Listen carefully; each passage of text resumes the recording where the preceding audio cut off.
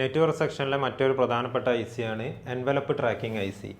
Envelope tracking IC use ചെയ്യുന്നത് network സെക്ഷനിലെ തന്നെ main IC ആയ പവർ ആംപ്ലിഫയർ ICകൾക്ക് പവർ നൽകാൻ വേണ്ടിയാണ്. പവർ ആംപ്ലിഫയർ ഔട്ട്പുട്ട് എന്ന് പറയുന്നത് സിഗ്നലുകളാണ്.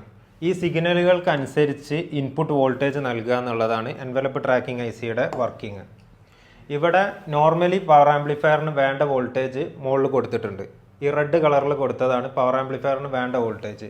ഇവിടെ പവർ ആംപ്ലിഫയർ ഔട്ട്പുട്ട് ചെയ്യുന്ന സിഗ്നലാണ് ഈ ബ്ലൂ കളറിൽ കൊടുത്തിട്ടുള്ളത്. ഇതിൻ്റെ ഇടയിൽ ഇത്രയും ഭാഗം വരുന്നത് അൺനെസസറി ആയിട്ട് ഡിസിപ്പേറ്റ് ചെയ്യുന്ന പവറാണ്. സോ എൻവലപ്പ് ട്രാക്കിംഗ് IC വരുമ്പോൾ അത് കറക്റ്റായിട്ട് സിഗ്നലിനനുസരിച്ചുള്ള വോൾട്ടേജ് നൽകുന്നതുകൊണ്ട് ഇത്രയും പവർ ഡിസിപ്പേഷൻ ഉണ്ടാകുന്നില്ല. അതുകൊണ്ട് ഓവർ ഹീറ്റിങ്, അതേപോലെ തന്നെ ബാറ്ററി വെറുതെ ഡ്രെയിൻ ആവുക, അങ്ങനെയുള്ള പ്രശ്നങ്ങളൊന്നും ഉണ്ടാവില്ല. നിങ്ങൾക്കും smart phone hardware software repairing പഠിക്കാൻ താല്പര്യമുണ്ടെങ്കിൽ KHD അപ്രൂവ്ഡ് ഓൺലൈൻ ഓഫ്ലൈൻ കോഴ്സുകൾക്കായി ബ്രിഡ്കോ ദുബായുമായിട്ട് ബന്ധപ്പെടുക.